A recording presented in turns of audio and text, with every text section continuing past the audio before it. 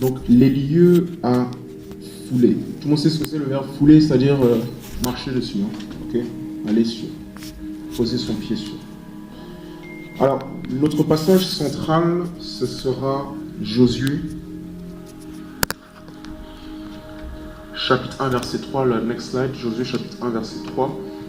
Mais j'aimerais qu'on puisse le prendre du début, si on peut tous ensemble prendre nos Bibles, dans Josué, chapitre 1.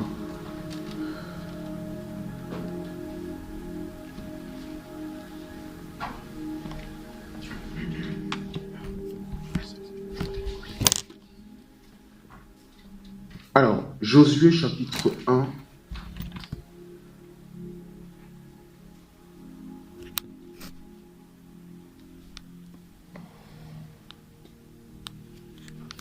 Père, nous voulons encore une fois te dire merci pour cette soirée. Nous prions que ta parole puisse nous diriger, nous guider, nous éclairer. Que ton esprit puisse nous parler et que ce soit un temps fructueux et bénéfique, afin qu'on ne puisse pas seulement écouter une victoire territoriale, mais réellement marcher dans la victoire territoriale. Au nom de Jésus, Amen. Alors, Josué chapitre 1, la Bible dit... Tiens, quelqu'un va nous lire ça, comme ça c'est pas toujours moi qui va parler. Qui peut être notre lecteur aujourd'hui? Oh, wow. Wonderful. So, Staff, commence à partir du verset 1, Ok. et je te dirai quand tu peux t'arrêter. Ok. Après la mort de Moïse, serviteur de l'Éternel, l'Éternel dit à Josué, fils de Nun, serviteur de Moïse, Moïse, mon serviteur, est mort. Maintenant, lève-toi, passe sur Jourdain, toi et tout ce peuple, pour entrer dans le pays que je donne aux enfants d'Israël. Tout lieu que foulera la plante de votre pied, je vous le donne, comme je l'ai dit à Moïse. Vous aurez pour territoire depuis le désert et le Liban jusqu'au grand fleuve, le fleuve de l'Euphrate, tout le pays des Étiens, Hittite, ouais. okay. Et jusqu'à la grande mer vers le soleil couchant. Nul ne tiendra devant toi tant que tu vivras. Je serai avec toi, comme j'ai été avec Moïse. Je ne te délaisserai point, je ne t'abandonnerai point. Fortifie-toi et prends courage, car c'est toi qui mettras ce peuple en possession du pays que j'ai juré à leurs pères de leur donner. Fortifie-toi seulement et aie bon courage, en agissant fidèlement selon toute la loi que Moïse, mon serviteur, t'a prescrite. Ne t'en détourne ni à droite ni à gauche, afin de réussir dans tout ce que tu entreprendras. Que ce livre de la loi ne s'éloigne point de ta bouche. Médite-le jour et nuit, pour agir fidèlement selon tout ce qui est écrit. Car c'est alors que tu auras du succès dans tes entreprises, c'est alors que tu réussiras. Jusqu'au verset 11. Ok. Ne t'ai-je pas donné cet ordre, fortifie-toi et prends courage? Ne t'effraie point et ne t'épouvante point, car l'Éternel, ton Dieu, est avec toi dans tout ce que tu entreprendras. Josué donna cet ordre aux officiers du peuple. Parcourez le camp et voici ce que vous commanderez au peuple. Préparez-vous des provisions, car dans 3 jours vous passerez ce Jourdain pour aller conquérir le pays de l'Éternel, dont l'Éternel, votre Dieu, vous donne la possession. Amen. Premièrement, j'aime l'assurance avec laquelle Josué parle au verset 11. Il dit, allez conquérir ce qui vous appartient déjà. Allez prendre ce qui vous appartient déjà. C'est-à-dire, avant même d'y aller, il est déjà sûr de lui. Et ça, c'est tout l'esprit dans lequel, en fait, j'aimerais qu'on puisse aborder la question de la victoire territoriale. Parce qu'on va, peut-être aujourd'hui un peu, mais clairement les autres fois, on va beaucoup devoir parler, en fait, de foi. Ça va beaucoup nous interpeller par rapport à notre foi. La Bible dit que la foi, c'est une ferme assurance des choses qu'on espère et une démonstration de celles qu'on ne voit pas. Est-ce que pour toi la foi c'est j'ai foi que je vais la voir, ou est-ce que la foi c'est je l'ai maintenant? Parce que pour Josué, on le voit ici dans ce passage, la foi il le conjugue au présent. C'est-à-dire que pour lui là, c'est maintenant j'ai déjà la chose. Avant même de faire la guerre, avant même d'aller conquérir, ils sont déjà convaincus qu'ils ont. Donc, pour qu'on puisse avoir une image un peu, l'autre slide, voici une carte qui nous donne une bonne vision en fait de quoi il en est. Parce que des fois, quand on lit la Bible avec les Écritures, etc., peut-être qu'on ne peut pas toujours illustrer certaines choses. Parce que la question de la victoire territoriale, on va beaucoup se focaliser, surtout sur les 3 jours, sur Israël, la promesse que Dieu a faite à Abraham, la promesse que Dieu a faite à Israël, et la conquête notamment par Josué. Alors, tout commence ici, notamment dans le livre d'Exode, lorsqu'ils sont en Égypte. Est-ce que quelqu'un se souvient de quelle région les Égyptiens ils avaient mis les Hébreux? Pas d'idée, non? Goshen. Alors, les Israélites, c'était des éleveurs de brebis, de moutons, ils avaient du bétail. Et pour les Égyptiens, c'était une abomination en fait d'être des bergers, de s'occuper de brebis ou de moutons. Donc, ce qui s'est passé en fait, c'est que Joseph, qui alors était en quelque sorte le premier ministre ou le deuxième homme plus fort d'Égypte, il a permis à ce que ses frères, son peuple, puissent être tous ici, localisés ici. Donc, ils étaient là. Et plusieurs centaines d'années plus tard, Moïse arrive, et comme on le sait, ils vont quitter l'Égypte et ils vont traverser ici. Donc le numéro 1, en fait, c'est vraiment le point de départ. Et si vous vous souvenez, au culte, quand on parlait des soucis de ce siècle, on a parlé du système pharaonique, etc., etc., on avait parlé de Exode chapitre 1, du fait que les enfants d'Israël, ils bâtissaient certaines villes. Et donc ça, c'est Ramsès. Donc ça, c'est une des villes dont les enfants d'Israël, en fait, ont bâti des pyramides. Alors, imaginez seulement, on va revenir après avec Abraham, mais il y a une promesse que Dieu donne pendant plus de 4, 5 à 6 siècles à Abraham, où il lui dit que, dans Genèse 15, verset 13, son peuple, donc Israël, sera esclave ici, mais Dieu a promis à Abraham et donc à tout le peuple d'Israël toute cette partie-là. Tout ce que vous voyez ici, Jéricho, Jérusalem, Hébron, en gros, Canaan. Aujourd'hui, peut-être le plus connu, c'est la ville de Gaza. Si tu lis assez bien les infos, eh bien Gaza, c'est là où il y avait les Philistins. Ok? Donc, ça, c'est le chemin. Et ça, c'est tout le chemin qu'ils devront faire. Et pendant tout au long du chemin, Dieu ne va cesser, en fait, de leur répéter et de leur dire que tout territoire que ton pied foule, ou sur lequel tu marcheras, je te le donne. Donc ça, c'est Josué chapitre 1, verset 3. Le souci dans Josué chapitre 1, verset... Le souci, c'est que il y a pas mal d'ennemis ici, et pas des moindres. Pourtant, Dieu est déjà en train de parler de victoire territoriale. Certains ont dit, oui, le territoire, ça peut être un domaine d'activité dans lequel je suis. D'autres ont dit, c'est peut-être moi le territoire. D'autres ont peut-être dit, c'est ça, c'est mon appel, ou ce que Dieu attend de moi, sa volonté pour les uns et les autres. Déjà, quel est le mindset, la mentalité que j'ai pour aborder cela? Parce qu'ils ont tout ça à faire. Et ça va prendre énormément de temps. Demain, j'en parlerai un peu plus. Mais sachez une chose, ils auraient pu faire ça. Quand ils sont arrivés ici, là, donc ils ont traversé, ils auraient pu tout simplement faire ça. Dieu leur a fait faire tous les détours. Demain, j'en parlerai plus, mais en 11 jours, ils auraient pu arriver là-bas, là au pays des Philistins, là-bas. Jérusalem. Vous voyez Jérusalem là-bas? Hébron, c'est là où David il était couronné roi. Tout ça aurait pu être fait en 11 jours, mais vous voyez, Dieu, il leur va faire tout ce détour, et est-ce que quelqu'un sait combien de temps ça a duré? 40 ans.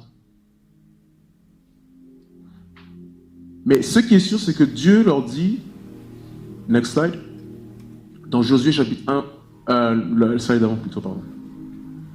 Dans Josué chapitre 1, verset 3, Dieu lui dit, tout lieu que foulera la plante de votre pied, je vous le donne, comme je l'ai dit à Moïse. Ok, donc passe à moi le slide maintenant.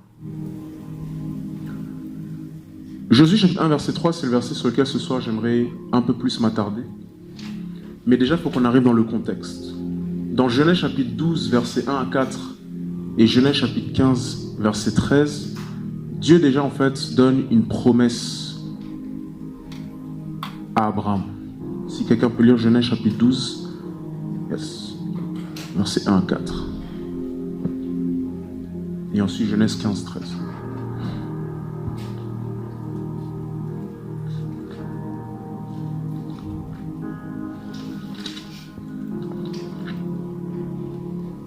Donc là, je plante juste le décor en introduction pour qu'on puisse être tous à la même longueur d'onde. Très très important de comprendre que cette histoire de victoire territoriale que Dieu promet à Josué, c'est basé sur une promesse. Que nous dit cette promesse? Genèse chapitre 12, verset 1-4. Yes, Manu. L'Éternel dit à Abraham, quitte ton pays, ta patrie et ta famille, et va dans le pays que je te montrerai. Je ferai de toi une grande nation, je te bénirai, je rendrai ton nom grand, et tu seras une source de bénédiction. Je bénirai ceux qui te béniront, et je maudirai ceux qui te maudiront, et toutes les familles de la terre seront bénies en toi. Abraham partit conformément à la parole de l'Éternel, et Lot partit avec lui. Abraham était âgé de 75 ans lorsqu'il quitta Charan. Maintenant, Genèse 15, verset 13.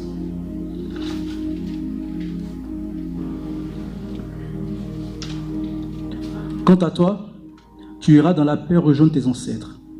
Tu seras enterré après une heureuse vieillesse. 13.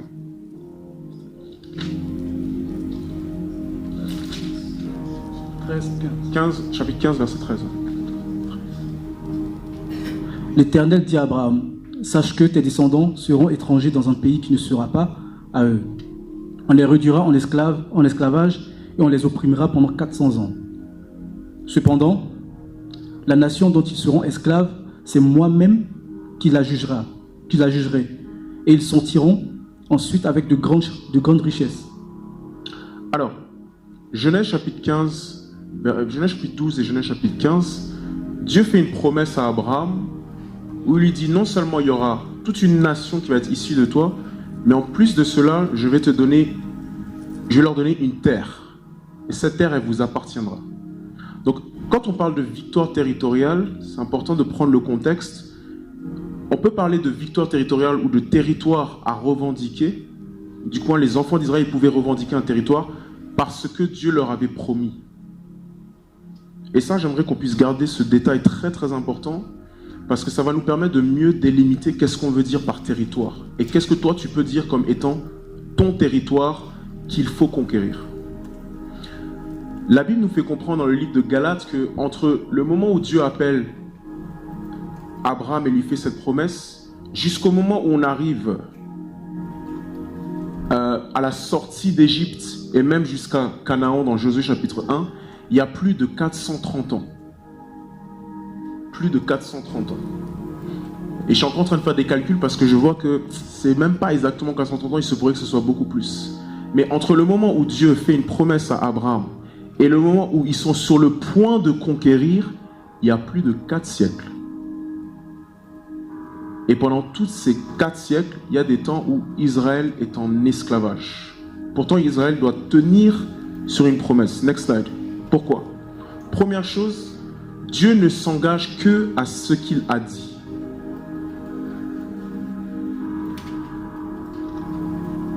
Si vous prenez Josué chapitre 1, le verset 4 et la suite, vous allez voir que Dieu dit à Josué que tout lieu que ton pied foulera, je te le donne. Donc, André, si tu peux te lever par exemple, fais juste un pas ici. Stop, je te le donne. Fais un autre pas, je te le donne. En gros, ce que Dieu est en train de dire à Josué, c'est, merci, où que tu ailles, je te le donne. Donc, moi quand je m'arrête au Josué chapitre 1, verset 3, je me dis que, mais c'est cool, je vais marcher sur toute la terre, comme ça, Dieu, tu me donnes. Partout où je marche, tu me donnes. Partout où je vais, tu me donnes. Ceux qui veulent aller aux États-Unis, je vais aux États-Unis, Dieu m'a donné. Pas de visa. Le verset 4, c'est là où il lui donne les contours du pays dans lequel il va vivre. Donc, si tu prends la carte, remets-moi la carte, Israël, en fait, il pouvait seulement revendiquer le périmètre que Dieu leur avait promis. Donc, si je veux commencer à définir qu'est-ce que je veux dire par territoire, ou si je veux parler de victoire territoriale, ou quelque chose à conquérir, je dois réaliser que ça doit être forcément sur la base d'une promesse. Parce que si Josué allait commencer à envahir de l'autre côté, où il allait commencer à traverser la mer Méditerranée pour se retrouver en Europe, Dieu n'aurait pas été avec lui. Parce que Dieu s'engage seulement à ce que lui, il a promis. Dieu est fidèle que à ce qu'il a promis. Reprends le slide pour mieux comprendre. Pourquoi je dis ça? Parce que quand tu as compris la promesse, tu t'évites des défaites et tu t'assures des victoires. Beaucoup de personnes, en fait, sont déçues, ou beaucoup de personnes, peut-être, se disent que Dieu, pourquoi est-ce que telle et telle chose m'arrive? Pourquoi est-ce que ça n'a pas marché? Pourquoi est-ce que je ne réussis pas dans telle et telle chose? Et le Seigneur, il dit, je veux bien t'aider, mais je ne peux pas t'aider parce que je suis que fidèle à ce que moi, je t'ai promis. Donc, dans notre définition, en fait, de victoire territoriale, déjà, première chose, en fait, dans la notion de territoire, il faut déjà te poser la question, est-ce que c'est en lien avec quelque chose que Dieu m'a promis? Et donc, forcément, je vais demander à chacun, qu'est-ce que Dieu t'a promis? Est-ce que tout le monde dans cette salle ici peut dire qu'il a une promesse de Dieu? Je laisse chacun quelques secondes. En guise d'introduction déjà ce soir, est-ce que tu penses que tu as une promesse de Dieu?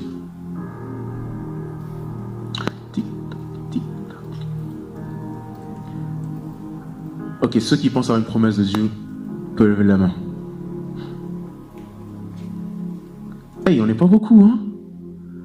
Oh là là là là. Myriam, tu penses pas que Dieu t'as une promesse de Dieu? Bon, il t'a pas dit que tu allais conquérir les Philistins, mais... Tu réfléchis? Ok, je laisse encore du temps pour réfléchir. Parce que si tu commences à t'embarquer dans quelque chose que Dieu t'a pas promis, tu n'as pas le droit de le revendiquer. Il est possible en tant que chrétien d'avoir un sans faute. Je répète, il est possible pour un chrétien, un enfant de Dieu, d'avoir un sans faute dans ce que tu réclames ou dans les territoires que tu foules ou d'où tu mets tes pieds. Mais pour le sans faute, il faut que Dieu lui-même se soit engagé envers toi pour ça. Donc la première des choses quand on parle de victoire territoriale, la première des choses déjà c'est de réaliser, est-ce qu'il y a une promesse? Et pour celles et ceux qui n'arrivent pas à lever la main, tout enfant de Dieu a une promesse de l'Éternel. Dieu est un Dieu d'alliance. Yahweh ou Jéhovah. Quand il se révèle à quelqu'un, il se révèle à une personne sous la forme d'une alliance. C'est-à-dire que c'est limite entre Pearl et Dieu, il y a comme un contrat. Voici ce que moi je fais si toi aussi tu fais cela en retour. Voici ce que je te promets si toi aussi tu fais cela en retour. C'est comme ça en fait que Dieu s'est révélé aux patriarches Abraham, Isaac et Jacob. Et c'est encore comme ça qu'il se révèle aujourd'hui à chaque individu. À chaque individu ici, il y a une promesse de Dieu. Et déjà, si tu ne sais pas c'est quoi les promesses de Dieu, déjà, rien que dans ta Bible, il y a d'innombrables promesses qui valent déjà pour chacun d'entre nous. Jérémie chapitre 29, verset 11. Oui, pas à Kofi.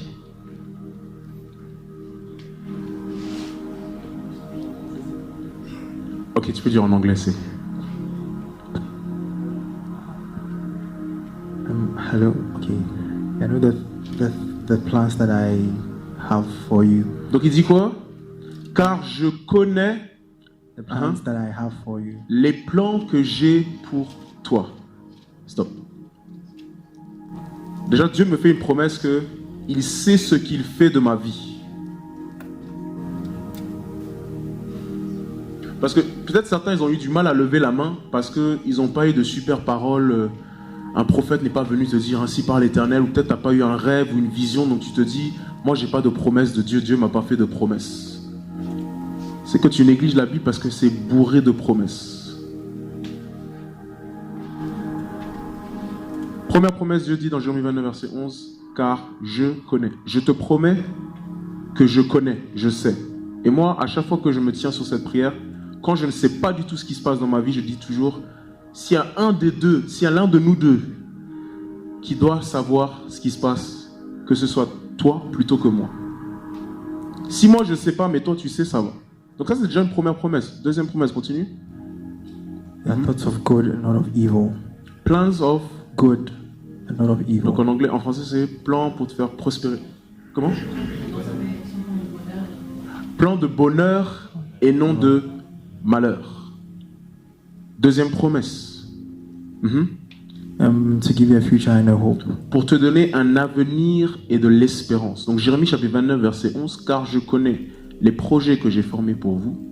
Plan de bonheur et non de malheur, pour vous donner un avenir et de l'espérance. Donc rien que Jérémie chapitre 29 verset 11, c'est une promesse que Dieu a faite pas seulement aux enfants d'Israël à Babylone, mais en réalité à nous tous qui sommes en alliance avec lui.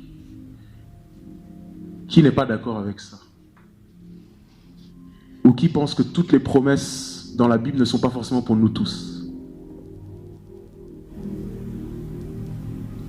Apparemment, dans la Bible, quand Dieu dit « n'aie pas peur », apparemment c'est écrit 365 fois. Je ne sais pas si c'est vrai, mais ce qui est sûr, c'est que c'est le commandement que Dieu a le plus dit. C'est la phrase que Dieu a le plus répétée dans la Bible. « N'aie pas peur, car je suis avec toi ». De toutes les choses que Dieu a dites, c'est l'une des choses qu'il a dit. Il dit tout le temps.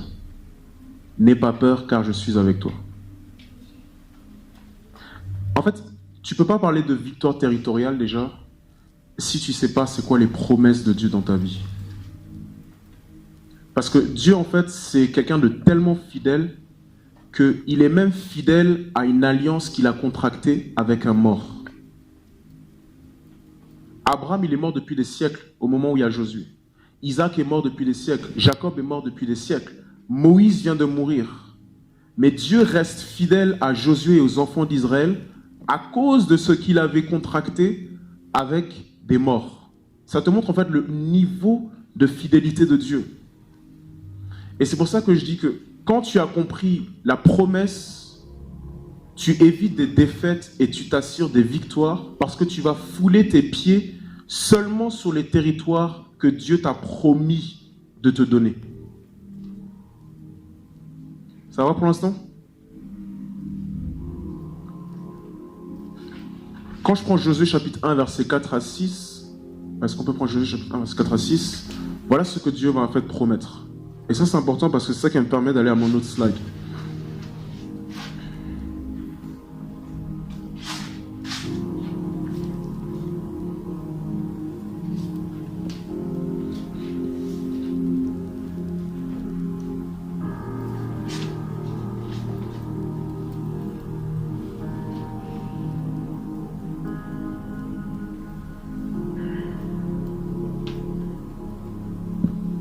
Oui, quiconque a le micro peut lire. Ouais,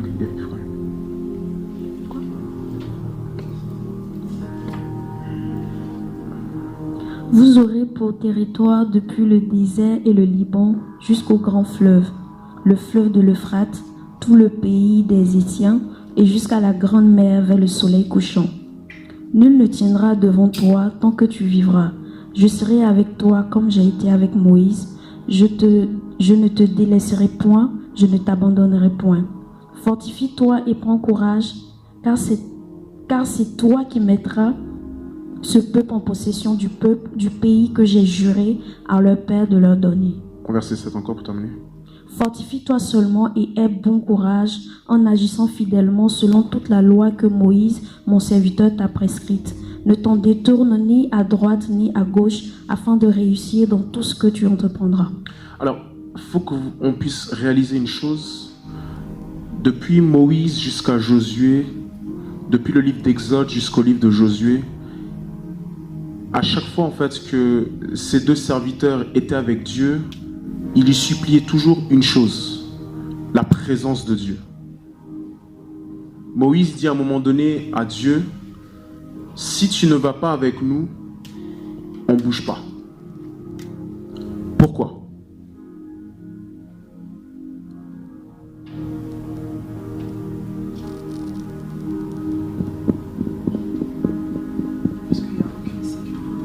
Parce qu'il n'y a aucune sécurité.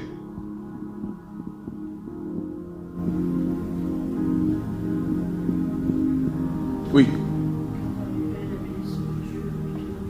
Parce qu'il fallait la bénédiction de Dieu tout au long du voyage.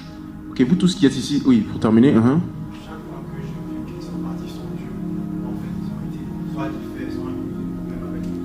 Ils ont des problèmes avec d'autres nations. Toi, tu viens de quel pays, s'il te plaît? Tu viens du Ghana, d'accord. Et tu es arrivé en France à quel moment? Août 2018. Ah, d'accord, ok. Et tu te retrouves sur ce territoire sûr que Dieu voulait que tu sois ici? Tu as senti sa présence avec toi ou... C'est vrai? Comment?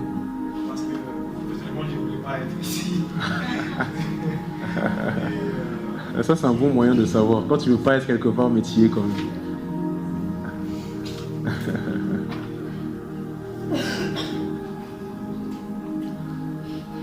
Je reprends. Dieu ne s'engage qu'à ce qu'il a dit. Chacun, en fait, doit s'imaginer dans une plaine. Ou imagine le monde et à certains territoires que tu veux aller. Tu veux même avoir la victoire sur certains territoires. Aujourd'hui, on va comprendre par exemple pourquoi, pour certains, peut-être le visa, ça bloque comme pas possible. Ou peut-être impossible pour toi, tu es encore ici cloîtré depuis lieu de naissance, Strasbourg. Tu as 15 ans toujours à Strasbourg. Tu as 20 ans, tu vois tes amis partir et toi, tu es toujours à Strasbourg. Jusqu'à enfin, Dieu te dit, c'est bon, maintenant, tu peux partir. Et quand tu essaies de partir, ça va pas. Il y a une certaine sécurité. Il y a certains droits, en fait, dont tu peux jouir seulement quand tu es dans les contours de sa volonté, de sa promesse. C'est-à-dire, en fait, que Dieu, il promet toujours à son peuple d'être avec eux, sa présence, de leur être fidèle et de déployer et manifester sa puissance, c'est-à-dire de leur donner la victoire tant qu'ils restent dans les contours. C'est pour ça que l'une des phrases que j'aimerais qu'on note, en fait, c'est que ta frontière, c'est la parole de Dieu. Ta frontière, c'est pas la mer Méditerranée ou l'Espagne. Ta frontière, c'est pas même un visa ou quoi que ce soit. Ta frontière, en fait, c'est la parole de Dieu. C'est Dieu, en fait, dans sa promesse, qui délimitait les contours où il pouvait, en fait, revendiquer un territoire et avoir la victoire. Voilà pourquoi c'est très important. On ne peut pas, en fait, déconnecter victoire territoriale de la notion de la promesse. Un jour, Isaac, dans Genèse, il voit que c'est la famine dans le pays où il se trouve. Je crois qu'il se trouve en Égypte, je crois. Et il voulait partir. Et Dieu lui dit, reste ici. Isaac n'a même pas discuté. Il a dit, ok, sinon je reste ici. Isaac a prospéré dans le pays où il y avait la famine. Parce qu'un véritable enfant de Dieu comprend que la prospérité ne dépend pas du pays dans lequel je me trouve, mais dépend de la parole de Dieu qui m'a localisé quelque part.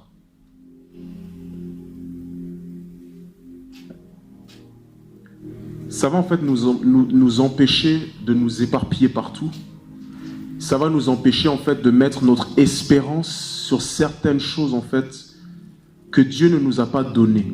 C'est pour ça que je disais en fait que la clé du succès c'est ça, c'est quand tu as compris la promesse, la notion de la promesse, tu évites des défaites et tu t'assures des victoires. Donc pour certaines personnes, peut-être tu as échoué dans un domaine où tu as tenté un certain territoire et tu te dis que tu es nul et tu n'es pas capable. C'est pas que tu es nul et tu n'es pas capable, c'est juste que tu ne peux pas y arriver parce que la promesse n'est pas là-bas. Moi je dis toujours, il n'y a pas d'échec pour moi, il n'y a que des portes fermées.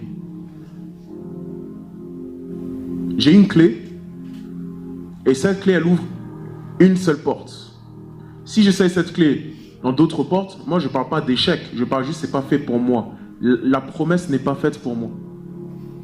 Et très souvent, en fait, dans notre voyage et notre parcours à l'accomplissement de la volonté de Dieu ou de l'accomplissement de ses promesses dans nos vies, très souvent, Dieu, en fait, a besoin de nous faire répéter plein de défaites et plein d'échecs jusqu'à ce qu'on trouve enfin le territoire qui est pour nous.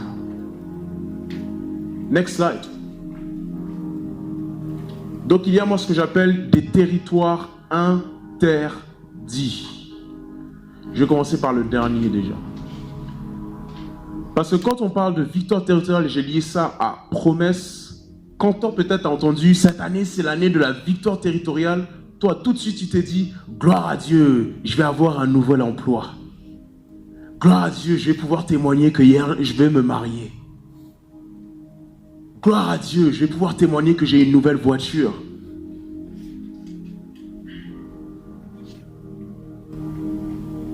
Tout de suite, on pense à des bénédictions matérielles ou voilà, de bonnes choses qui nous arrivent. Il y a des bonnes choses et il y a des bonnes choses. Quand on parle de victoire territoriale, territoire interdit, Dieu ne veut pas qu'on vienne en fait pour témoigner et dire « Ah, voici ce que j'ai réussi à avoir », comme si c'était lié à des soucis de ce siècle présent. Je ne sais pas si vous comprenez ce que je dis. Pas trop? Hey, il faut participer, vous pouvez participer, poser une question, où ça va? Où tout le monde réfléchit. Moi je commence à prier, Seigneur, arrête de faire que je fais réfléchir les gens s'il te plaît. Je veux aussi faire rire les gens, ou les faire pleurer, ou sauter.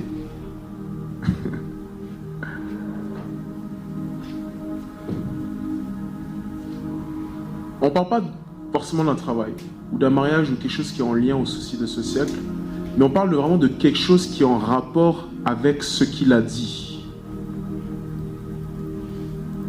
Personne ne m'a demandé comment on fait pour savoir c'est quoi les promesses de Dieu dans ma vie, à moins que tout le monde le sait. Parce que c'est essentiel, il faut que, par exemple, après ce soir et même après ces 3 jours, ma prière c'est que tout le monde en fait puisse avoir une révélation des promesses de Dieu dans sa vie. Parce que Dieu est par définition un Dieu d'alliance. On est sous quelle alliance là? Comment? On est sous la nouvelle alliance. On est sous une nouvelle alliance. En anglais, c'est New Covenant. A covenant, it's like a contract. Un mariage, c'est une alliance.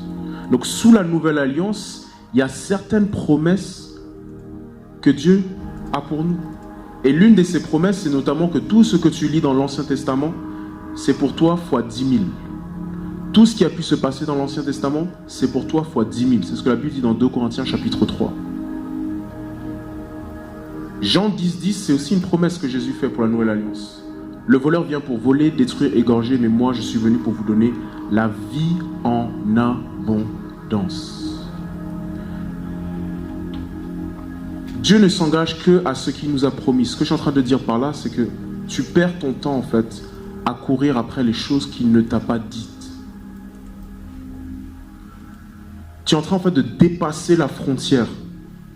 Si ça c'est la parole de Dieu et que ça c'est le territoire interdit, dès lors que tu cherches des choses dont il ne t'a pas promis, en fait, tu te retrouves dans un territoire dont tu n'as pas le droit et tu vas en fait sans sa présence, sans sa fidélité, sans sa puissance et sans sa victoire. Sa seule fidélité dans là, ici, qui peut te faire, c'est de te tirer, de te ramener à nouveau.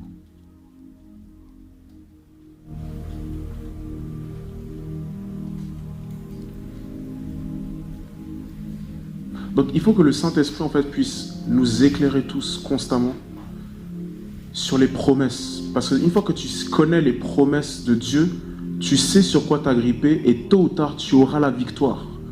Parce qu'en fait il ne s'agit pas de nous. Des fois on prend les choses tellement à cœur que c'est comme si en fait Dieu doit faire un truc dans nos vies. Mais il ne s'agit pas de toi en fait, il s'agit de sa propre réputation. La réputation de Dieu en fait elle est liée à la promesse qu'il fait dans nos vies. Le jour où Dieu, il échoue à quelque chose, ou le jour où Dieu n'est pas capable d'honorer sa promesse dans la vie de quelqu'un, on peut tous se suicider. Parce que qu'est-ce qui me dit qu'il ne peut pas le faire demain encore? Le nom de Dieu, en fait, il est attaché à la promesse et à ta vie. Il en va, en fait, de sa réputation et de son nom que tu réussisses dans ce qu'il t'a promis. Par contre, si on va dans des territoires interdits, c'est là ma deuxième phrase, non seulement on n'est pas assuré de réussir, mais surtout on n'est même pas assuré de survivre.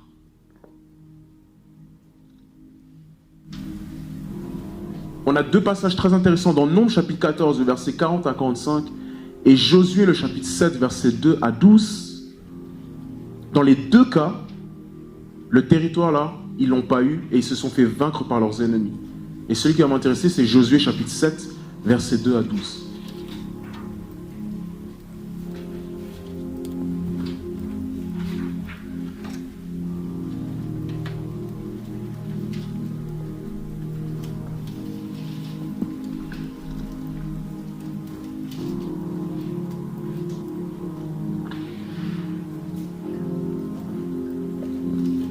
Josué chapitre 7, verset 2 à 12. Là, je vais le lire.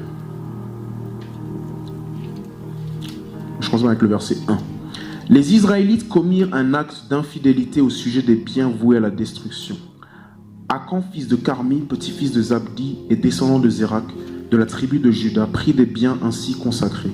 Et la colère de l'Éternel s'enflamma contre les Israélites. De Jéricho, Josué envoya des hommes vers Haï, qui est situé près de Beth-Aven, à l'est de Bethel. Il leur dit, montez explorer le pays. Ces hommes montèrent explorer Haï.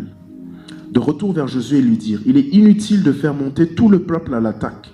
2000 ou 3000 hommes suffiront pour battre Haï. Ne donne pas cette fatigue à tout le peuple, car eux sont en petit nombre. Ainsi, 3000 hommes se mirent en marche, mais ils prirent la fuite devant les habitants d'Haï.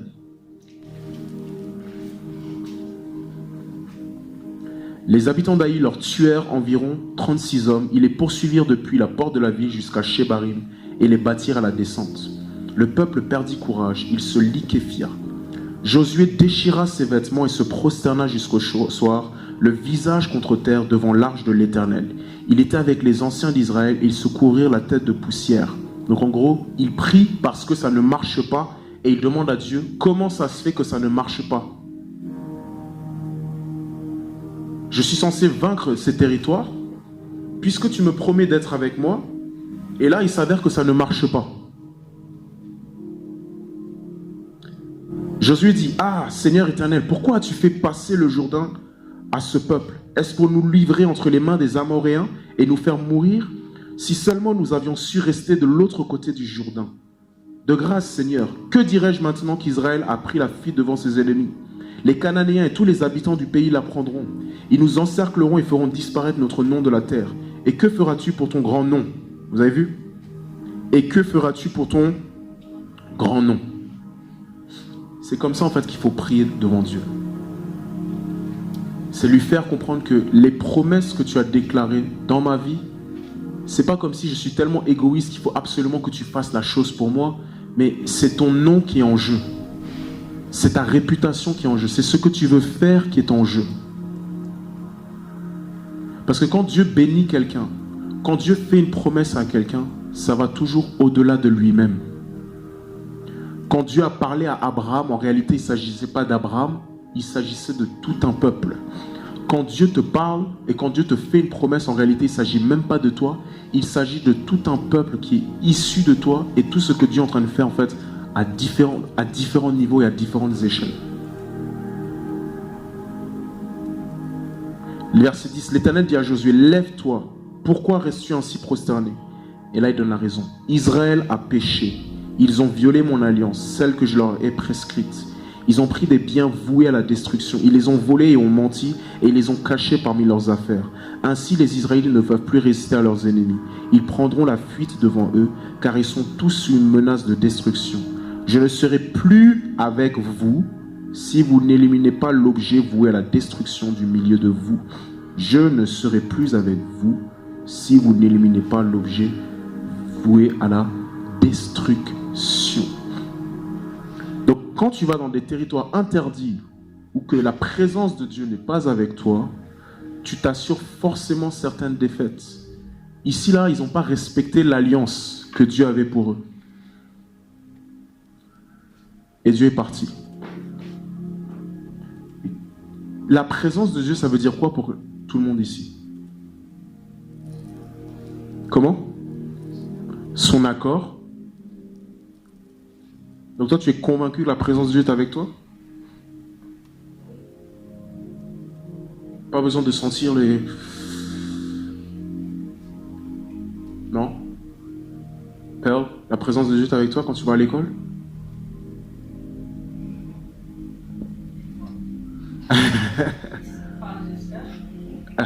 Pourquoi tu dis des fois?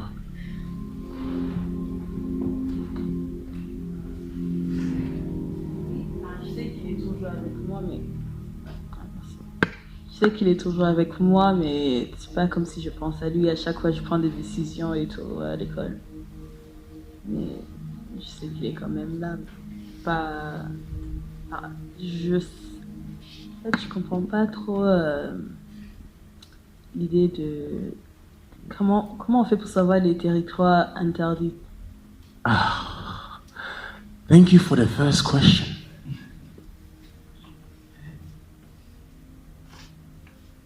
Non, peut-être que tout le monde est OK, personne n'a de questions et tout. OK, c'est que vraiment le Saint-Esprit, là, l'esprit de révélation, il est dur. Comment fait-on pour savoir qu'on est en train de marcher sur un territoire interdit? Jusqu'à maintenant, personne ne m'a aussi demandé comment fait-on pour savoir qu'on est dans un territoire autorisé. Quelqu'un aussi pourrait me dire, ah, je suis sur un territoire et tout a l'air de marcher, je suis dans tel secteur d'activité, tout marche bien. Est-ce que ça veut dire que c'est la promesse de Dieu qui est en action? Il y a plein de questions comme ça, mais je ne sais pas pourquoi les questions ne viennent pas, à moins qu'on sait déjà tout. Donc comme tout le monde sait tout, qui va nous répondre à Pearl? Territoire interdit. Quand je pense à territoire interdit, je sais pas pourquoi. Vas-y, dis pas. J'ai juste l'image de mon pasteur au Nigeria qui dit tu peux pas convertir des gens dans une boîte. En boîte? En boîte, ouais. Ok, intéressant. Ouais. Donc en gros, aller en boîte, c'est un territoire interdit pour aller évangéliser, c'est ça? Enfin, selon... Eish. C'est une bonne idée? À peine tu le ferais? Si Dieu me dit pas d'y aller, je vais pas. Ah! Père, t'as entendu ce qu'elle a dit? Si Dieu me dit pas d'y aller, je vais pas. Mais comment tu sais si Dieu te dit d'y aller ou pas? Ça m'est... Une fois, ça m'est... Je t'aurais dit, ça m'est jamais venu en tête, ça m'est déjà venu en tête. Mais je pense qu'il y a des endroits... Il y a des endroits, avant d'y aller, il faut quand même être blindé, quoi. Pour ne pas être touché, enfin pas touché, mais influencé, ouais, par le milieu dans lequel tu vas. Donc, voilà. Pour répondre, quand on fait un voyage, on me prie toujours. Enfin, je sais que nous, dans ma famille, on me prie toujours avant de voyager. Ou par exemple. Je crois que dans les autres familles aussi.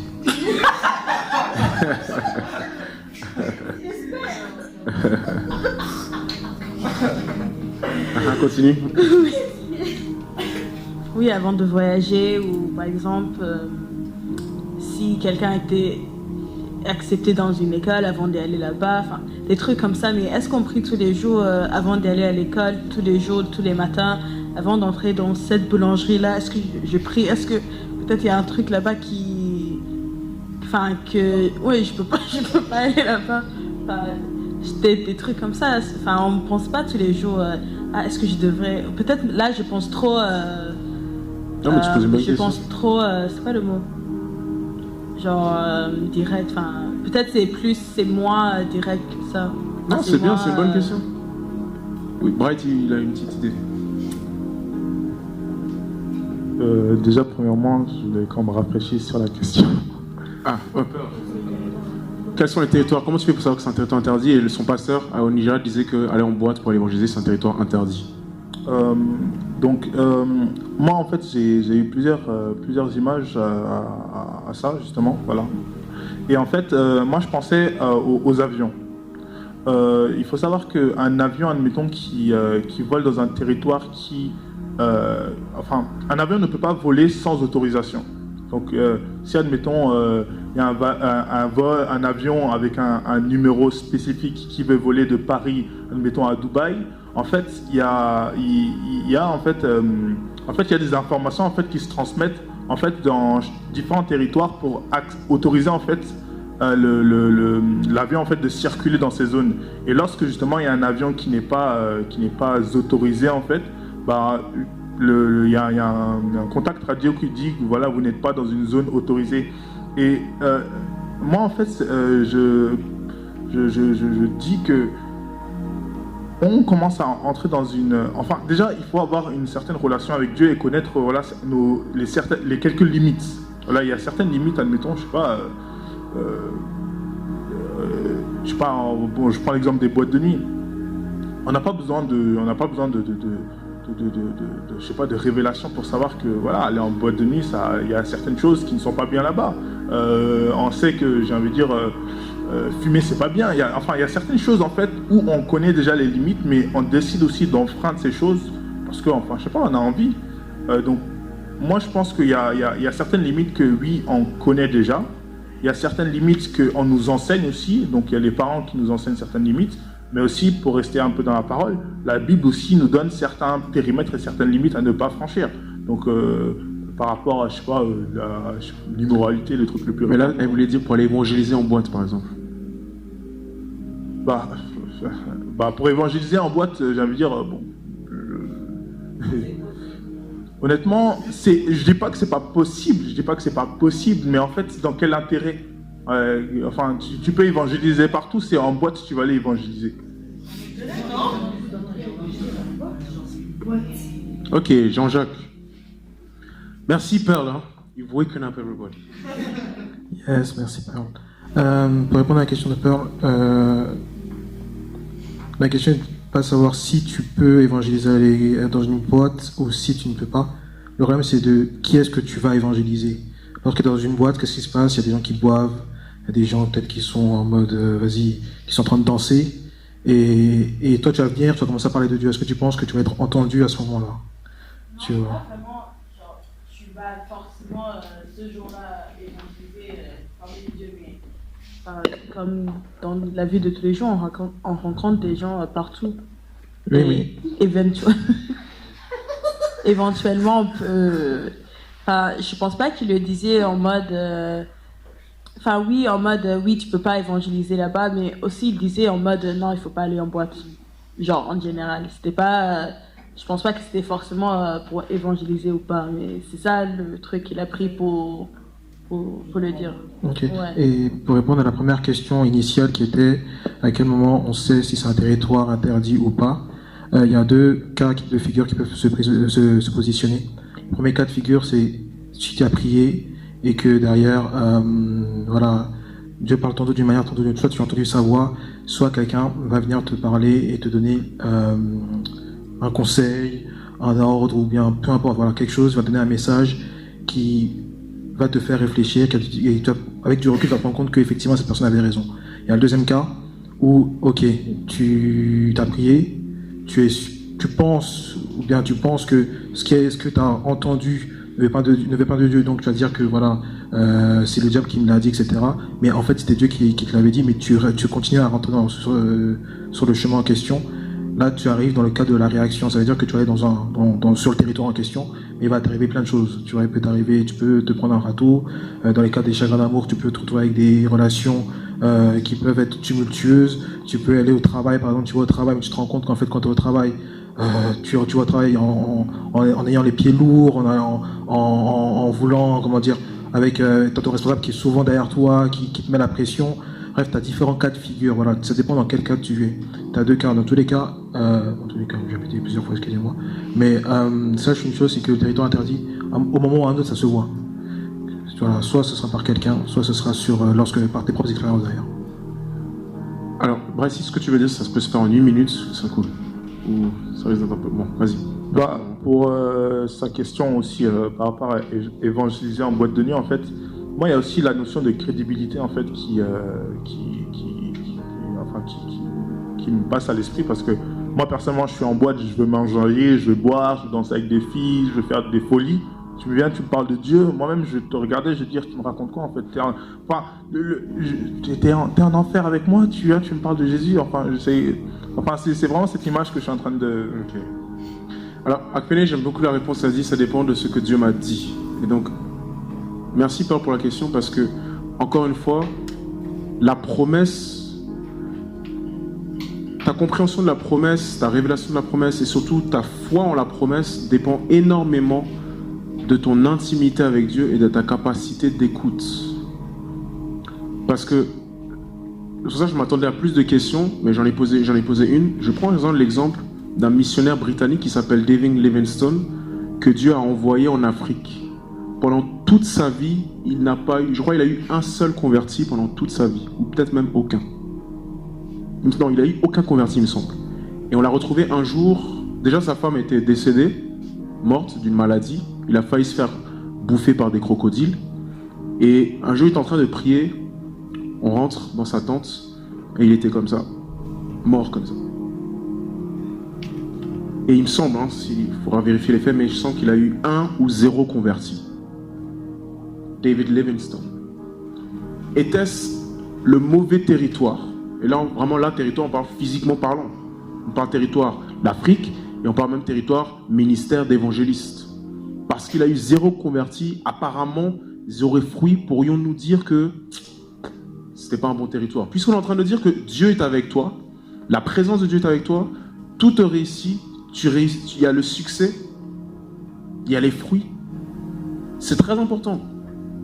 Parce que je sais qu'il y a des personnes ici, toi, tu es dans la promesse, tu es dans le territoire qu'il veut, mais ça ne marche pas.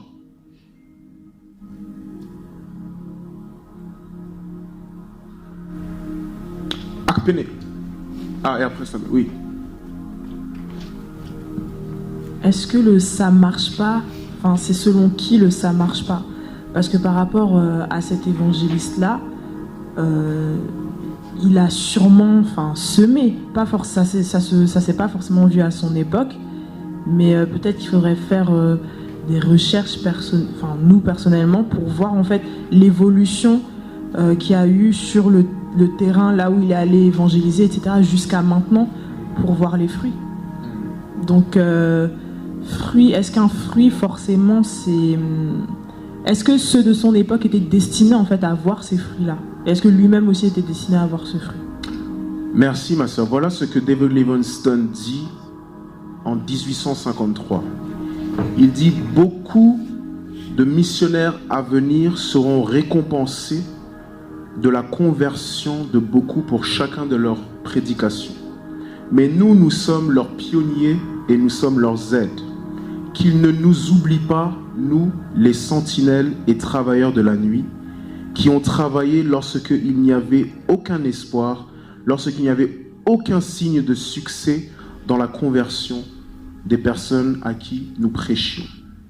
Bien sûr, ils auront beaucoup plus de lumière que nous, mais le maître que nous avons servi avec tant de force et l'évangile que nous avons proclamé nous récompensera tous les deux de la même manière. David Livingstone n'a pas regardé à des fruits pour être sûr que Dieu était avec lui et qu'il était sur le bon territoire. Voilà pourquoi, en ce qui concerne la promesse, l'assurance que la présence de Dieu est avec toi, encore une fois, ça doit être une conviction intime sur la base de sa parole. Tu veux réussir?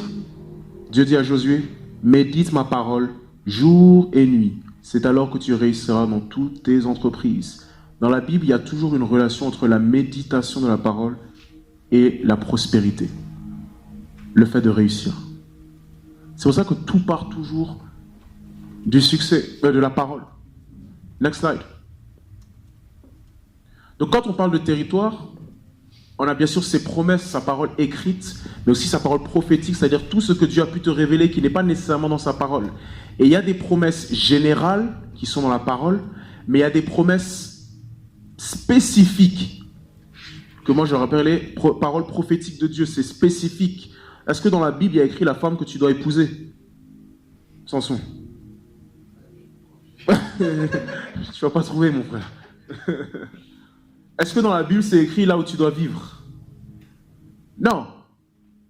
Il y a des choses spécifiques te concernant qui ne sont pas écrites noir sur blanc, et heureusement, parce que honnêtement, moi, j'ai pas envie d'ouvrir la Bible pour que la Bible m'informe que Parakofi doit épouser telle et telle personne. Parakofi, je t'aime beaucoup, mais moi, je suis intéressé par ma vie avant tout.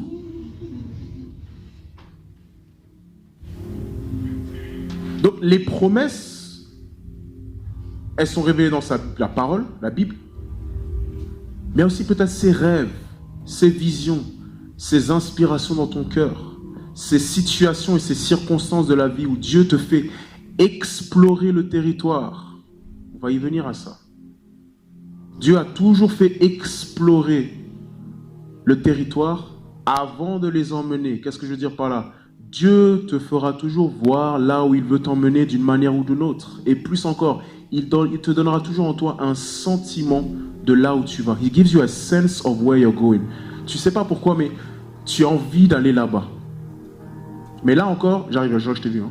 Mais là encore, tout dépendra de la première conquête. On en parlera plus dimanche. Mais tout dépendra de la première conquête. Parce qu'il y a les non-croyants, eux, ils sont tout le temps dans les territoires interdits. Vous savez pourquoi? Parce qu'eux-mêmes, ils sont un territoire qui n'a pas été conquis par Christ.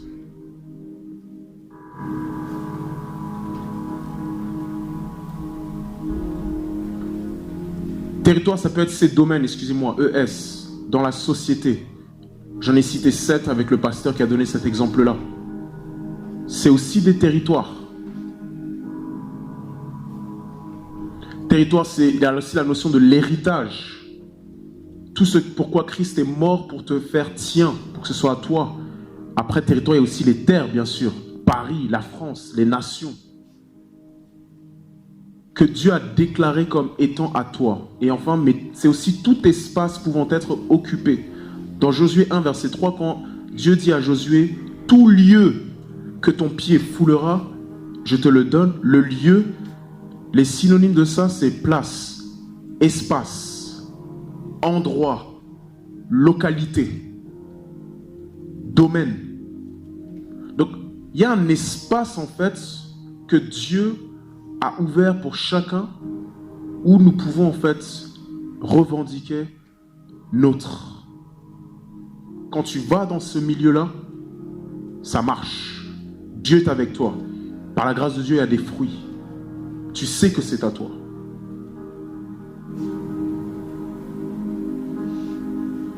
Mais tout ça, ça part de Genèse 12. Qu'est-ce que Dieu dit à Abraham? Comment est-ce que Dieu parle à Abraham? Comment est-ce que Abraham a pu reconnaître Dieu lui parler? C'est là la réponse à ta question, Pearl. Tout dépend vraiment de ton intimité avec Dieu et comment Dieu te parle. Et pas une fois, mais plusieurs fois. Parce que la promesse que Dieu a faite à Abraham, c'est une révélation qui est progressive. Toute révélation de Dieu est progressive. Toute compréhension des promesses de Dieu dans ta vie, c'est progressif. Si vous lisez bien Genèse chapitre 12 jusqu'au chapitre 15 et même la suite, vous allez vraiment voir en fait que la révélation devenait de plus en plus spécifique. Dieu commence sur du général, le vague même, pour que ce soit spécifique. C'est pour ça que quand vous avez un rêve, si le rêve est très spécifique, en règle générale, c'est pour maintenant et c'est pour agir de suite. Quand le rêve est très général ou vague, c'est juste Dieu qui veut commencer à te donner a sense of this way. C'est juste lui qui veut commencer à t'appeler. Il veut commencer à te mettre ça en tête. Et en général, la première chose à faire déjà, c'est de prier dessus et de bien garder ça dans son cœur. Dieu, il est mystérieux. Il pourrait très bien faire là que, dans ma toute petite tête, ainsi par l'Éternel, Dieu te veut ici. Mais c'est pas comme ça qu'il fait souvent. Il privilégie plus en fait des trucs comme ça où c'est à toi-même d'aller chercher. Il te donne des éléments, mais c'est à toi-même d'aller chercher. C'est pour ça que vous allez voir, à chaque fois avec Josué, il les faisait toujours explorer. Moïse, pareil, allez explorer. Dieu a dit à Moïse, choisis des gars, allez explorer la terre. Pourquoi? Avant que tu n'y sois, tu as été déjà. Avant que tu n'y sois, tu as été déjà. En général, c'est ton esprit qui était, et c'est pour ça que un jour, une idée te vient en tête, ou un jour, un désir commence à venir sur ça, ou un jour... Oui, Jean-Jacques, pardon, comme ça, j'oublie pas aussi, pour pas être déconnecté. On va passer à la prochaine slide. Déjà. Oui, je posais la question par rapport à ce que tu disais sur... tu peux revenir là, reviens. Sur le premier point, par rapport à ses promesses, sur sa parole écrite et prophétique. Ouais. Est-ce que nous devons prendre tout ce qui est écrit comme argent comptant, c'est-à-dire que, par exemple, la promesse qu'il a faite à Abraham, est-ce que aussi on doit se l'approprier également? Toutes les promesses qu'il a faites aux différentes personnes dans la Bible, est-ce qu'on doit également se les approprier? Très bonne question, merci. après Islamien, ok. Alors, non, pas pour tout. Si je prends par exemple quand, bon, est-ce qu'on pourrait dire c'est une promesse, mais quand Jésus dit à Pierre spécifiquement, viens suis-moi et marche sur l'eau, c'est pas parce que j'ai vu Jésus dire ça à Pierre que moi aussi demain, je peux aller à la Seine et commencer à essayer de marcher sur l'eau. Il y a 99,9% de chances que je me noie, en tout cas que je tombe dans l'eau. Tu vois. Par contre, Jésus a promis à Pierre et à tous les disciples que si vous avez une foi comme un grain de sénévé, dites à cette montagne d'aller dans la mer et elle ira dans la mer. Ça, je peux me le revendiquer dans le sens où la foi et les effets que ça aura, ça vaut pour tout enfant de Dieu. C'est pour ça que même dans la lecture de la Bible, en fait, il faut aussi l'intervention du Saint-Esprit pour te convaincre que cette parole qui est écrite et qu'il a pu dire à telle et telle personne, tu te l'appropries, mais selon ton contexte. Maintenant, il y a des paroles générales, en fait, comme par exemple Jérémie 29, verset 11, qui en fait révèlent la nature de Dieu. C'est dans la nature de Dieu que son peuple, en fait, il ait des projets, des plans, pour leur donner un avenir et de l'espérance. Et en règle générale, ce genre de versets, en fait, ils sont aussi confirmés par d'autres versets. Donc, ça dépend vraiment, en fait, c'est pas tout qu'il faut prendre pour soi. Il y a encore l'intervention du Saint-Esprit pour ton contexte, mais il y a quand même des promesses, en fait, qui concernent tous les enfants de Dieu, du fait que nous sommes des enfants de Dieu. Par exemple, Romains chapitre 8, verset 28, tout concourt au bien de ceux qui aiment Dieu et qui sont appelés selon son dessein. Ça, c'est une promesse pour nous tous, si tu remplis les deux conditions. Il y a une condition qui est remplie, c'est sûr, tu es appelé selon son dessein. L'autre condition, qui aime Dieu, ça dépend de toi. Mais ça, c'est une promesse dont tu peux te revendiquer. Parce que quand on dit tout concourt au bien, la promesse que Dieu te fait, c'est que ma souveraineté et ma maîtrise de l'histoire va faire que il n'y a aucune circonstance qui peut être trop compliquée pour moi. Je peux prendre n'importe quelle circonstance et faire comme si c'était l'ingrédient qu'il fallait pour que tu réussisses. Même si tu tues quelqu'un, je peux faire en sorte que c'est comme si en fait il fallait que tu tues cette personne pour que ce bien-là arrive. Tellement je suis fort, je suis la providence. Je suis fort en fait à maîtriser les circonstances et les situations. Ça, c'est une promesse pour nous. C'est une promesse merveilleuse. Parce que je peux aimer Dieu et faire des erreurs. Mais parce que j'aime Dieu, il y a une promesse qui fait que même mes erreurs concourront à mon bien. Amen. Tout ça, c'est des promesses. C'est pas encore trop clair, ça va? Non, c'est clair, mais c'est par rapport, en fait, je dis ça par rapport aussi à... Je prends le cas, par exemple, des personnes stériles. Par exemple, les Sarah qui ont un enfant. Pas forcément, non. Non, là, c'était une situation spécifique. Pas forcément. C'est-à-dire, une femme stérile ne peut pas forcément... En fait, une femme stérile peut savoir, par l'exemple de Sarah, que Dieu est un Dieu qui enfante, même les stériles. Mais c'est pas parce que dans un an, Sarah a eu un enfant que forcément on doit dire, ok, dans un an, moi aussi, je vais avoir un enfant. Il faut encore cette révélation personnelle du Seigneur. Islamien d'abord, oui. Moi, je veux demander une question par rapport au territoire. Quand on est dans le territoire où Dieu nous a mis et tout ça, qu'est-ce qui dit qu'il n'y a pas certains qui peuvent être ignorants, en fait, du fait qu'ils sont dans le bon territoire et que c'est là où ils devront être, et que dans leur tête ils se disent non, c'est pas celui-là, je vais aller ailleurs. Qu'est-ce qu'on peut se dire quand on est dans ce genre de situation, en fait? Il y a quelqu'un qui était dans une situation un peu comme ça. C'était Jacob dans Genèse, je crois chapitre 27 ou 28, je crois que c'est 28, où il a un rêve en fait et il y a une échelle et les anges ils montent en haut, en bas, etc. Et à la fin du rêve, Jacob il dit, oh là là, l'Éternel est ici et je ne le savais point. Donc l'Éternel était là, mais il n'était pas au courant. Comment il a su? Jusqu'à ce que Dieu se révèle à lui. Pour que cette personne en fait qui est dans le bon territoire, mais qui ne le sait pas, où Dieu est avec elle, mais la personne ne le sait pas, je te renvoie la même chose. Ça a l'air, désolé, ça a l'air réponse simple et bateau, mais c'est rempli de puissance. Tout commence encore une fois par cette révélation, Dieu qui parle, cette rencontre avec lui, cette intimité. Parce que Jacob, c'est comme ça qu'il a pu savoir en fait que Dieu était là. Il marchait, il ne savait pas du tout que Dieu était avec lui, mais il était là. La présence de Dieu, c'est quelque chose de très puissant. Ça ne regarde pas ta circonstance. La présence de Dieu, ça respecte ce que Dieu ordonne. Josué, il se trouve en prison, au plus bas. La Bible dit que Dieu est avec Josué. Même dans la galère, ça gère pour lui. Quand il est tout en haut, Dieu est avec lui aussi. C'est-à-dire que si Dieu est avec toi, tu peux être dans le trou, au plus bas. Mais même au plus bas, tu es le champion des gars au plus bas. Parmi les prisonniers, Joseph, c'était le chef, le responsable des prisonniers. Parmi les esclaves de Potiphar, c'était Joseph qui était en charge de tous les trucs à Potiphar. C'est ça qui est la puissance de la présence de Dieu, en fait. Mais cette présence-là, je répète, Dieu, il s'engage que à ce qu'il t'a promis. Parce qu'en fait, dans ce qu'il t'a promis, c'est connecté à ses intérêts à lui par rapport à ce qu'il est en train de faire. Et c'est pour ça que moi, je voulais partir sur ça d'emblée pour qu'en fait, on soit plus égocentrique et égoïste à penser comme si il faut absolument... Dieu, en fait, il veut absolument... Il se sent obligé de faire la chose pour moi. Genre, oh mince, il s'agit que de moi. Ah oui, non, il ne s'agit pas de toi. Il t'a fait une faveur en te faisant une promesse. Parce qu'il s'avère dans ce qu'il est en train de faire, il y a une place pour toi. Et toi, tu peux aussi prendre part à la bénédiction.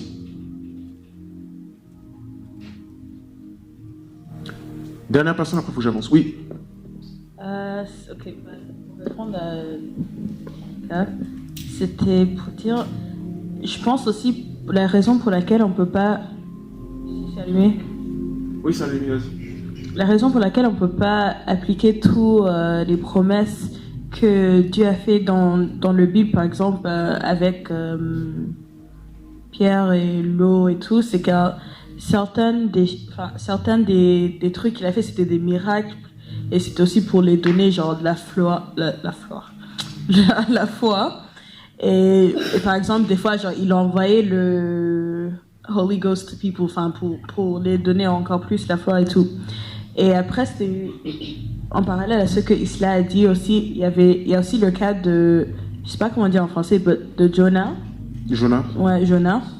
Et The Whale, enfin, Dieu lui a envoyé quelque part, lui, il voulait surtout pas y aller.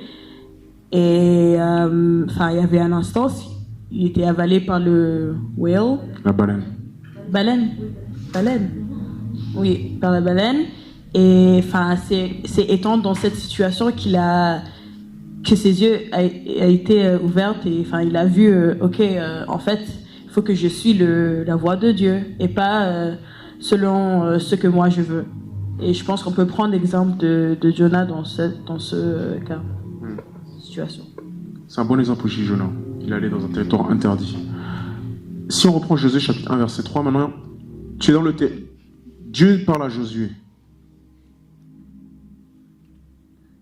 Et moi, cette phrase, elle me frappe énormément, elle est trop puissante. Tout lieu que ton pied foulera, je te le donne. Un des principes à comprendre par rapport à ça, c'est celui-ci. Si ton pied ne foule pas, je te le donne pas. Regardez ce que Dieu dit, hein. Il dit, tout lieu que ton pied foulera, je te le donne. Si tu marches dessus, je te le donne. Oui, mais en même temps, tu m'as dit que tu me l'avais donné. Oui, mais si tu marches dessus, je te le donne. Il est en train de lui parler d'une victoire territoriale à venir. Et il est en train de lui dire que tant que tu ne le touches pas, ce n'est pas à toi. Il est en train de pousser en fait Josué à devoir prendre des actes, à poser des actes. C'est-à-dire que ce domaine et ce territoire, à un moment donné, en fait, la confirmation qu'il est à toi, c'est dans la parole, oui, mais c'est dans le fait de le toucher.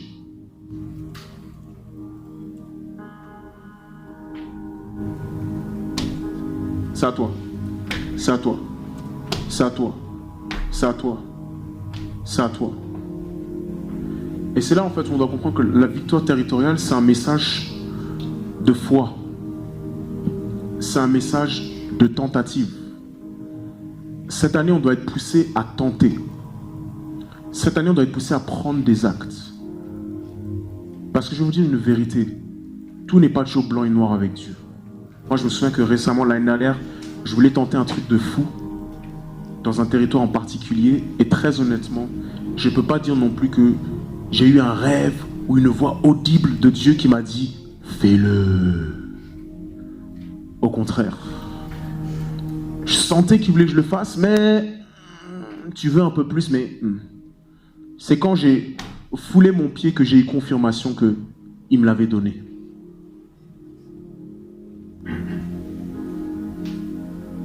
Donc, quand on parle de victoire territoriale, on parle en fait de tente.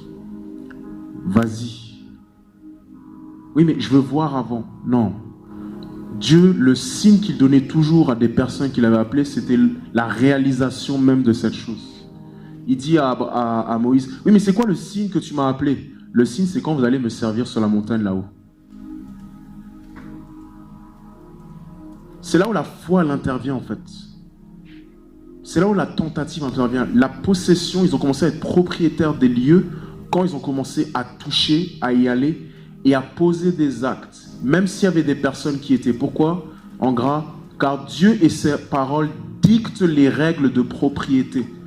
C'est Dieu et sa parole qui dictent les règles de propriété. C'est Dieu et sa parole qui disent ça t'appartient, c'est pour toi. Parce que ça t'appartient. À chaque fois que ton pied foulera le pied dans ce territoire-là, ça sera toujours à toi. C'est quelque chose de très fort que Dieu dit à Josué. Il dit, si tout lieu que ton pied foulera, je te le donne. Tu veux l'avoir, il faut que tu foules le pied. Et c'est ça que j'ai pris le contraire. Si ton pied ne foule pas, je ne te le donne pas. Si Dieu te dit, va évangéliser en boîte de nuit, bah, tu auras ces âmes si tu rentres dans la boîte de nuit. À partir du moment où tu rentres, je te le donne. Si Dieu dit, parle à André, il est à toi, il va t'écouter.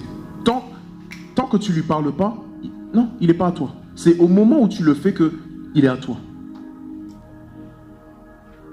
Donc ce n'est pas un message en fait pour rester dans sa zone de confort en fait.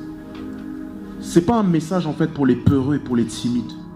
Parce qu'après, j'espère que j'aurai un peu de temps, on va parler de Josué, on va voir que Josué s'est passé d'un esclave à un général, d'un fils d'esclave à un général. Josué, dans la tradition juive, c'est un prophète, mais c'est aussi un général de guerre, respecté, c'est un véritable militaire. À la fin de son ministère, il y avait la paix dans tout le pays. Ça, c'est Josué. Mais il est passé de quoi? D'esclave à général. Comment?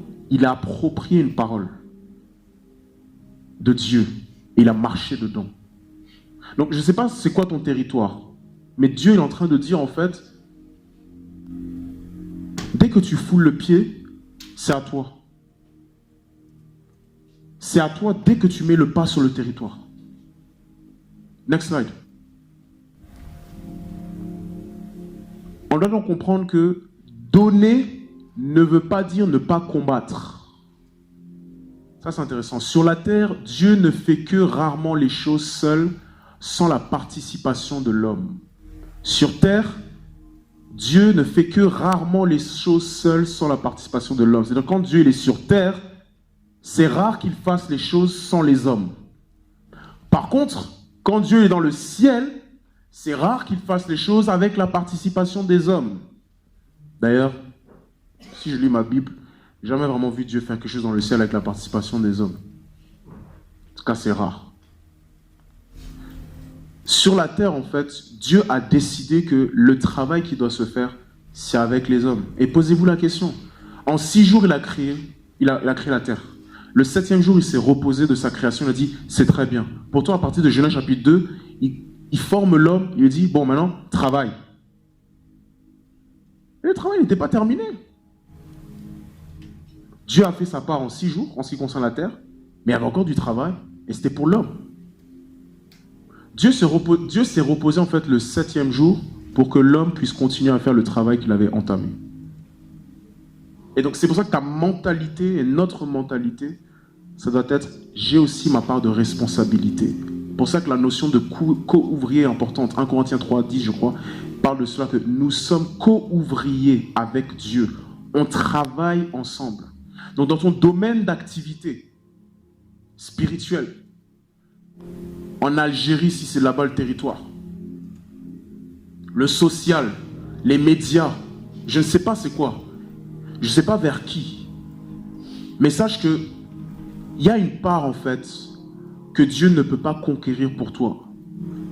Dieu ne va jamais faire pour toi ce qu'il t'a demandé de faire. Ça, c'est super important.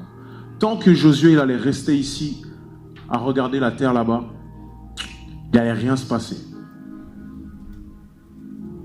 Il n'allait rien se passer.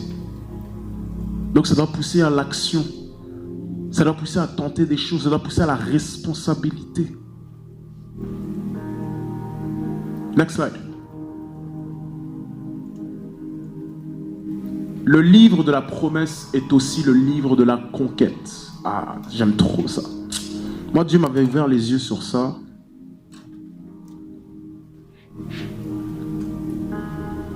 Le livre de Josué qu'on est en train de voir, c'est le livre de la promesse, c'est le livre où ils vont conquérir la terre promise. Mais c'est aussi le livre où il y a eu le plus de guerres et de sang dans la Bible. 13 grandes batailles. Énormément de batailles. Beaucoup de sang. Les incroyants, nos amis qui ne croient pas en Dieu, ils nous attaquent beaucoup sur ça si vous ne savez pas. Puisqu'ils disent, dans le livre de Josué, il y a plein de génocides. Comment pouvez-vous dire qu'il y a un Dieu d'amour? Qu'il y a une extermination de personnes? Comment pouvez-vous dire qu'il y a un Dieu d'amour? Ils prennent ce livre-là contre nous. Il faut savoir répondre à ça. 13 batailles. Avant qu'on arrive à Josué chapitre 11, verset 23, on commence à Josué chapitre 6. À Jéricho. Contre Jéricho plutôt. À Jéricho. Première bataille. Deuxième bataille, Haï. Du nom de la ville aussi. C'est la seule fois où il y a eu une défaite d'ailleurs. C'est à cause de la désobéissance. Et tu vois qu'il y a toutes ces batailles-là. Donc, c'est-à-dire que, j'espère que je me fais comprendre, mais ce que je suis en train de dire, c'est que c'est comme si en fait, Dieu dit à Fraise, prends le livre de Josué, tu vas trouver toutes mes promesses dans ta vie. Et Fraise, elle ouvre le livre de Josué et elle voit que de la guerre. Elle dit, mais comment ça? Elle voit que des batailles. Elle voit que de la conquête. En fait, ce que tu dois comprendre, c'est que quand Dieu te donne une promesse, il est en train de t'appeler à conquérir, à te battre, à faire la guerre. Donc, quand Dieu donne une promesse, on ne doit pas juste avoir les mains et les bras ouverts comme ça. On doit être comme ça plutôt. Je vais le refaire.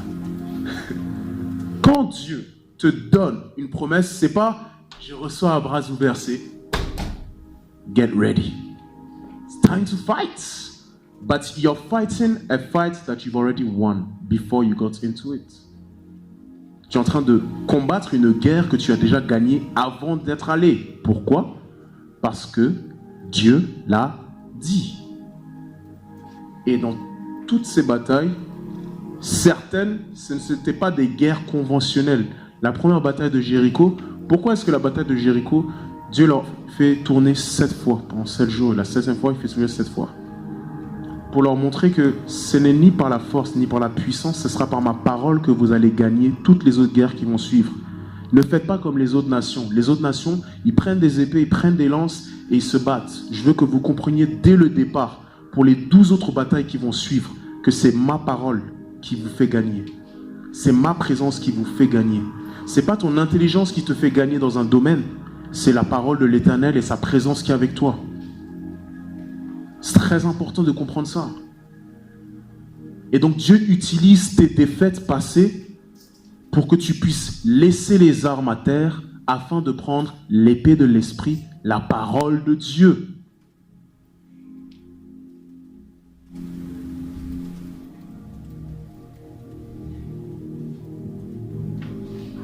Je crois que c'est celui-ci. Non, je crois que c'est celui-ci ou celui-ci. L'un des deux. Oui, je crois que c'est celui-ci. Celui-ci, c'est impressionnant, puisque c'est plusieurs tribus, en fait, qui se sont mis ensemble contre Israël. Et la Bible dit qu'ils étaient nombreux comme les sables de la mer. Ils étaient beaucoup. Prenez Josué chapitre 11, versets 1 à 9. Et on va comparer avec Josué chapitre 7.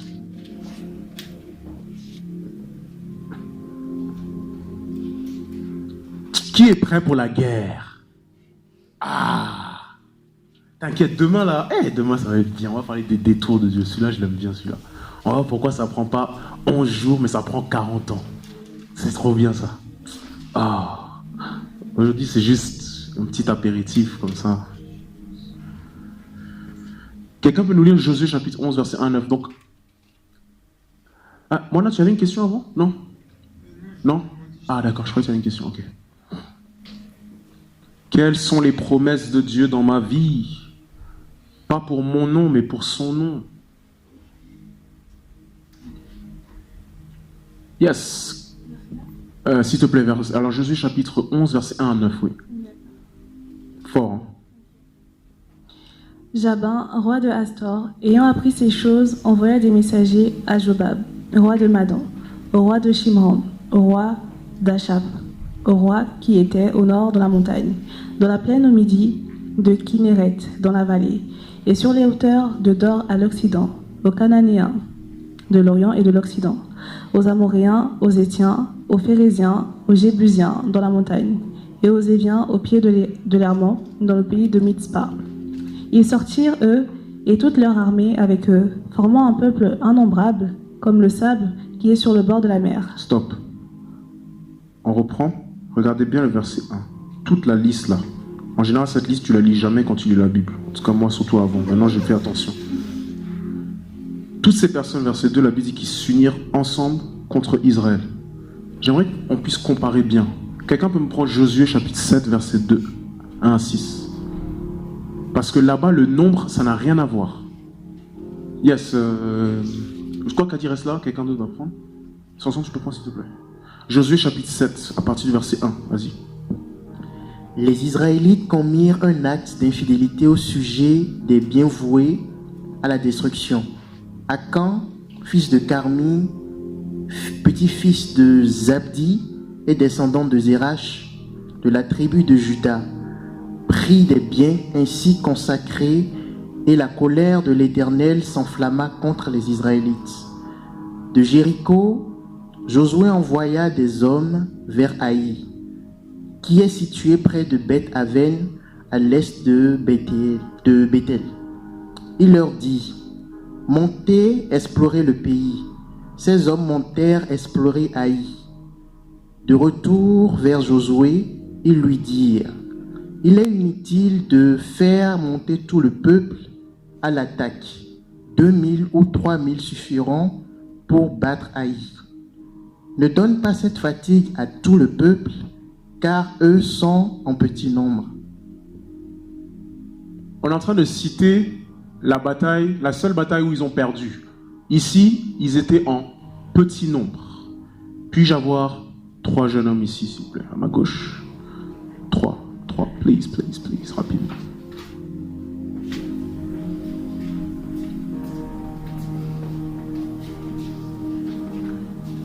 Est-ce que je peux avoir 8 jeunes hommes ici, s'il vous plaît? Allez, faites vite, là. Ah. 8.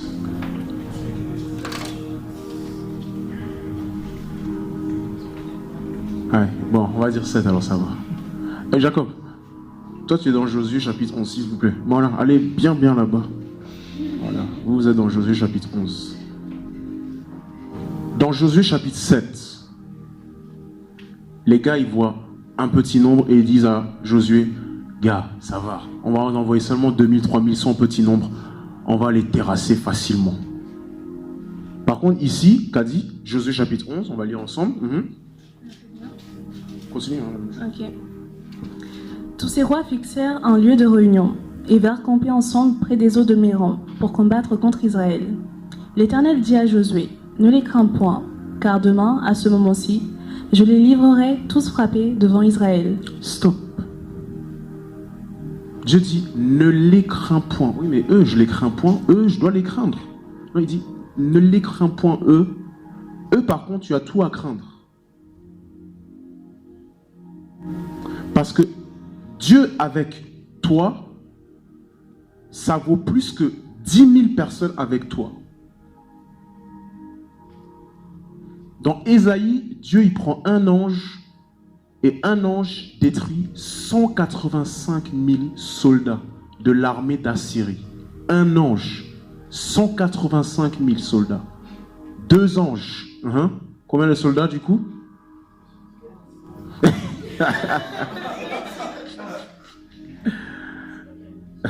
Beaucoup. Combien? 250 000? Eh. 370 000, 3 anges, etc., etc. Ici, là, dans Josué chapitre 11, ils vont gagner. Ici, ils vont perdre. Pourquoi? Même principe. La présence de Dieu. Dieu approuve, Dieu leur donne la puissance, Dieu leur donne toutes ses provisions pour là où ils sont. Parce que quand Dieu donne la vision, il donne toujours la provision. Merci. Quand Dieu donne la vision, il donne toujours la provision. C'est-à-dire que si Dieu t'a promis quelque chose, tu ne peux pas en fait y aller perdant. Tu y vas toujours vainqueur. Quand Dieu t'appelle quelque chose, tu y vas toujours vainqueur. Oui. J'ai une question. Il me semble que tu as dit Dieu ne fera jamais ce qu'il t'a poussé à faire, c'est ça? Enfin, il ne fera jamais lorsqu'il t'a à ta place. Et du coup, si toi, tu ne pars pas pour conquérir, tu ne conquis pas, les conséquences, elles sont pour qui? Enfin, elle est pour qui la conséquence et les répercussions aussi sur qui, en fait? Les conséquences pour toi, c'est un jugement terrible. Et comme, en fait, ce à quoi Dieu t'a appelé, c'est aussi lié à ce qu'il veut faire, c'est aussi simple que ça. Moi, tout de suite, Dieu me donne Mardoché et Esther. Esther, elle se trouve dans le palais. Elle est censée sauver les Juifs, mais elle n'a pas encore compris. Mardoché lui dit, si tu ne le fais pas, la délivrance viendra à un autre. Mais ne pense pas que toi et ta famille, vous serez épargnés. C'est-à-dire que Dieu peut tout simplement appeler quelqu'un d'autre pour faire sa part, mais toi, tu auras perdu à prendre part à ses desseins et tant pis pour toi. Ici, là, Josué chapitre 11, ils étaient beaucoup, mais ils les ont vaincus. Je ne sais pas si vous avez déjà vu le film, là, Sparte, 300. C'est 300, non? Oui, 300 plutôt, Sparte, oui. 300. Ils sont 300 gros soldats. Hey, ils n'ont pas gagné dans le film? Ah, ils ont perdu, hein. Ah,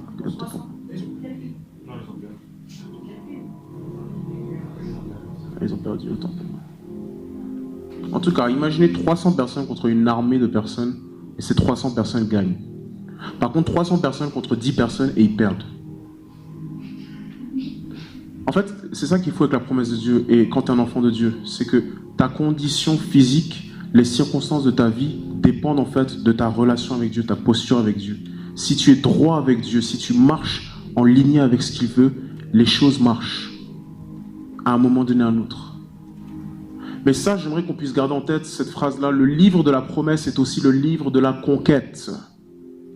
Oui, on a fini dans 5 minutes. C'est le livre de la conquête, le livre de la guerre.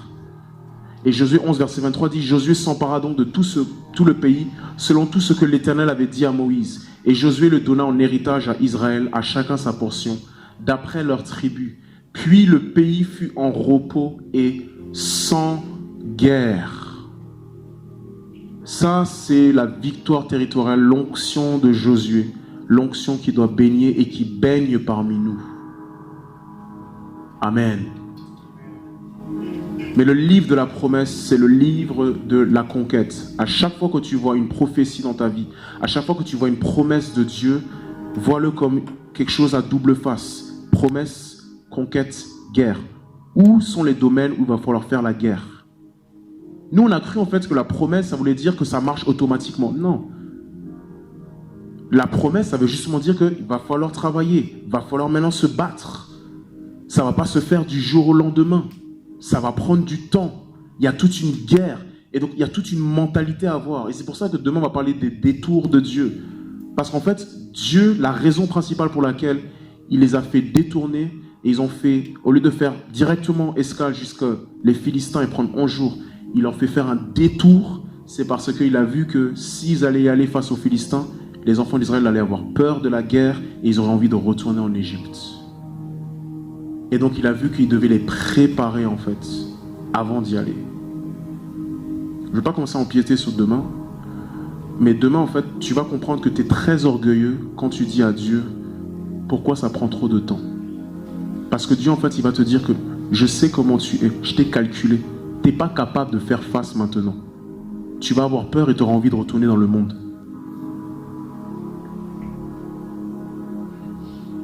Next slide. Et en fait, on est tous des Josué. C'est ça que j'ai réalisé.